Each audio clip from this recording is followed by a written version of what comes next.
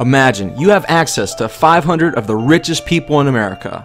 You've collected all their wisdom, all their knowledge, and you have found 13 principles that all 500 of these people have in common. This took Napoleon Hill 25 years of research to get this in the book that we're discussing today. Think and Grow Rich by Napoleon Hill. The 13 principles to thinking and growing rich. Let's discuss the first principle now.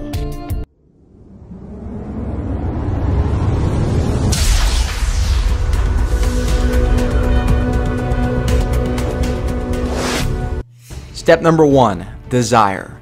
Napoleon Hill describes this as a burning desire, not a hope, not a wish, but a burning desire to achieve what you want, and he gives a 6-step process how to write out this goal in specifics.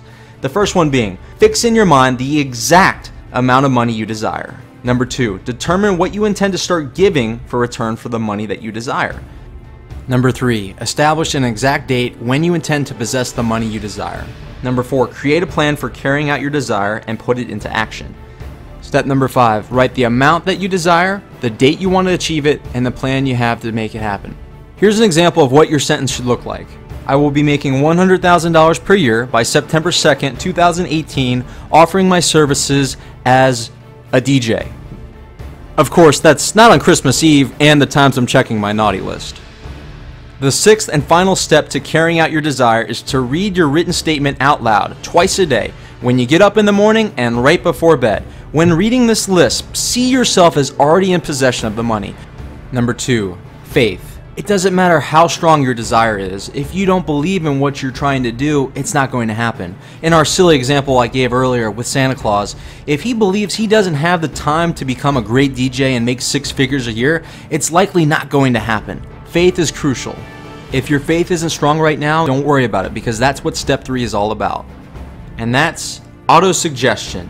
Autosuggestion is the agency of control through which an individual may voluntarily feed his subconscious mind on thoughts of a creative nature, or, by neglect, permit thoughts of a destructive nature to find their way into the rich garden of their mind. Before moving to the next step, repeat step 1 with that list, and remember, when you're reading that list out loud, in the morning and at night, read it with emotion and a state of absolute certainty as if it already happened, because your subconscious mind only acts on thoughts that are emotionally charged. Make sure these thoughts are aiding in your success, not your failure. Step number 4, specialized knowledge. You don't become rich by becoming a jack of all trades. You become rich by becoming a master of one. You have one man who's skilled at 10 jobs that pay $10 an hour, as opposed to one man who's very skilled at one job that pays $100 an hour. The key is not knowing a lot about general information. It's about knowing a lot about a very specific subject. What is your one thing? Pick that one skill you want to master and master it. Successful people know this. They pick one thing, they have specialized knowledge, and they outsource the rest. They have a strong network that can make up in their weaknesses. Step number 5, imagination. Author Napoleon Hill says it has been said that man can create anything which he can imagine. Think about all that exists in the world today. Computers, lava lamps, selfie sticks.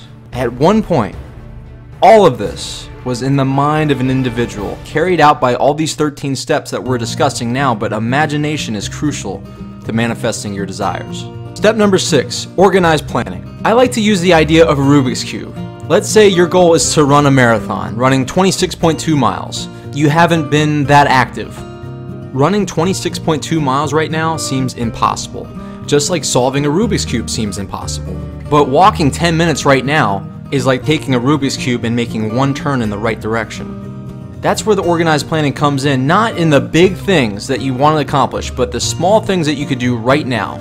You achieve big by thinking and acting small. Step number 7, decision. People who fail to make money are easily influenced by the opinions of others. It could be family and friends. Whether their opinions are well-intentioned or not, they often hold you back. You need to make your own decisions. And the biggest difference between unsuccessful people and successful people is that unsuccessful people take a long time to make a decision, but they're quick to change their mind. Successful people are quick to make a decision and very slow to change their mind. Sometimes in life, in order to be successful, you have to burn your bridges, to not go back, to decide that you're going down one path and you're not changing your mind. Step number 8, persistence. The more intense your desire, the more likely you're going to persist. But once you make a decision and it's getting tough, it's so easy to want to give up, to go down another path. I know I'm doing that right now with YouTube. I've spent about 6 months on this and made several dozen videos, countless hours, and crickets. It's just me and my mom watching these videos. But in order to be successful, you have to stick with something. So I know the feeling. So if there's something that you really want to do, decide you're going to do it, persist no matter what, and eventually you'll be successful. Step number 9, the power of the mastermind. A mastermind is defined as a coordination of knowledge and effort in a spirit of harmony between 2 or more people for the attainment of a definite purpose. Basically, when you mastermind, synergy is involved, where 1 + 1 = 3. So think about this picture here.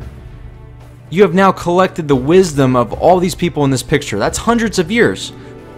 Take turns focusing on each other's problems and you'll all solve your solutions much faster. But keep in mind, these have to be from people you trust, not from clowns. Step 10, the mystery of sex transmutation.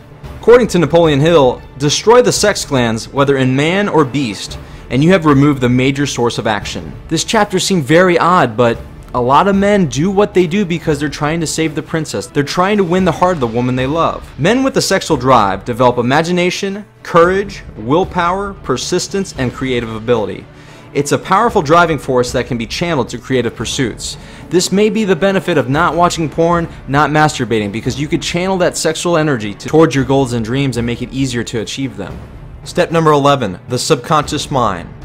Positive and negative thoughts cannot occupy the mind at the same time.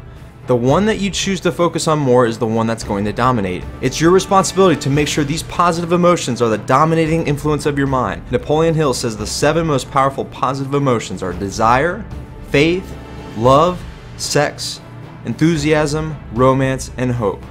The author also says make a habit of applying each of these emotions every day. One of my favorite ways is using my enthusiasm to light up a friend, give them hope for a better future. Step 12, the brain. Napoleon Hill believes that there's a collective mind, a universal intelligence that we all can tap into through vibrational thought. When we're thinking about positive emotions, our vibrations are higher, and our subconscious mind is the sending station of our brain. When we're in a positive state, we're operating at a high vibrational frequency, and when we do this, we are connected with the universal mind. It's like masterminding with your universal source, where you have infinite years of wisdom provided to you. This chapter seemed strange to me when I read the book years ago, but now through meditation, I'm starting to believe in it a little bit more. I can make future videos on meditation, but for now, let's move on to the 13th and final step. Step number 13, the 6th sense. Napoleon Hill says the 6th sense defies description. It cannot be described to a person who has not mastered the other principles of this philosophy. Because such a person has no knowledge and no experience with the 6th sense, this can't be compared. There's no practical advice for this step, but I look at it like a baker's dozen. You master the other 12 steps, this one comes to you automatically. Those are the 13 steps. Highly recommend you check out Think and Grow Rich. If you haven't, I'll leave a link in the description below. If you like this video, make sure to give it a like, and if you're looking for more videos like this on book reviews, videos that enhance your communication, enhance your confidence, subscribe to my channel today and hit the bell notification so you don't miss anything. This is your friend Michael Lunks, inspiring you to learn, laugh, and love. Hope you enjoyed this video, and I'll see you in the next one.